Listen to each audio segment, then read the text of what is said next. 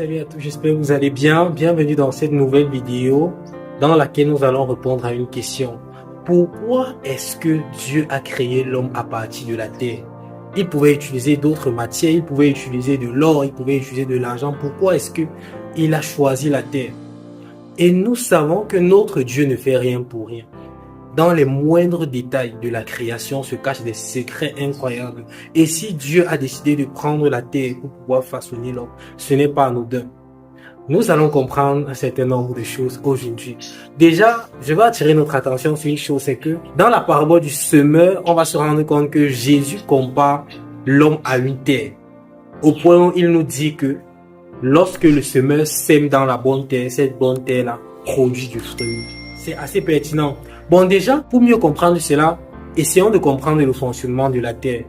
La terre, lorsque tu lui donnes une semence, elle te donne du fruit. L'homme est une terre qui reçoit de la semence et qui produit du fruit par rapport à cette semence-là. Ça peut être un bon fruit, tout comme ça peut être un mauvais fruit.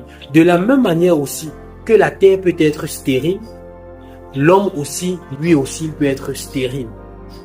C'est pour ça que la Bible parle des personnes qui sont mortes. Pas mortes physiquement, mais mortes spirituellement. Pourquoi? Parce qu'elles sont stériles.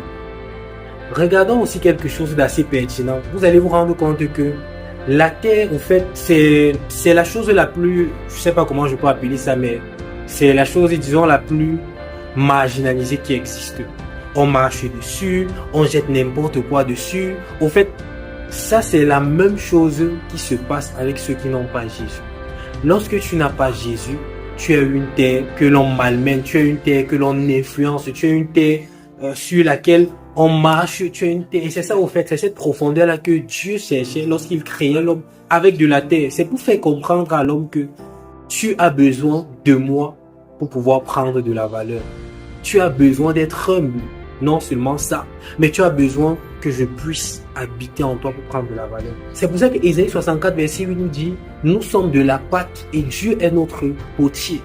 Et vous allez vous rendre compte que l'argile dont parle la Bible, l'argile qui était moulée pour faire des vases, il y a plusieurs passages même dans la Bible qui parlent du fait que nous devons être un vase d'honneur pour le Seigneur. Pourquoi? Parce que nous sommes une terre qui doit être moulée par le meilleur potier qui est notre Seigneur.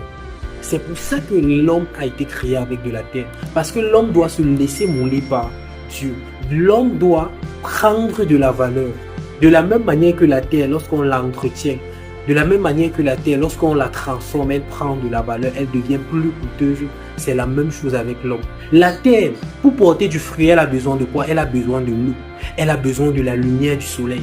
Elle a besoin aussi de l'air. C'est la même chose avec nous, en tant qu'être humain, nous avons besoin de la lumière qu'est Jésus.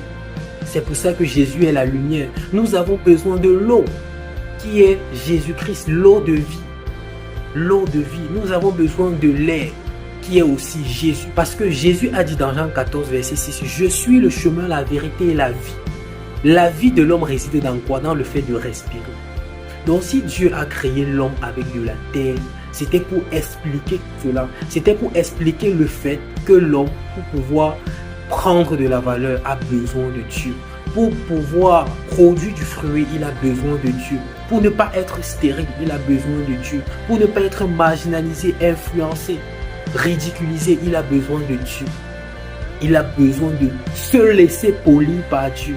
Pas de se laisser polir soi-même, non. De la même façon que Dieu a créé Adam en le façonnant physiquement, de la même manière aujourd'hui, Jésus veut nous façonner spirituellement.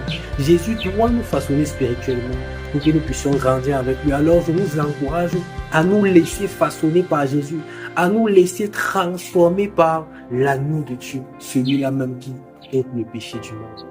Soyons bénis. Surtout, n'oubliez pas de vous abonner, de liker, de partager. Si vous avez une question, posez-la dans les commentaires.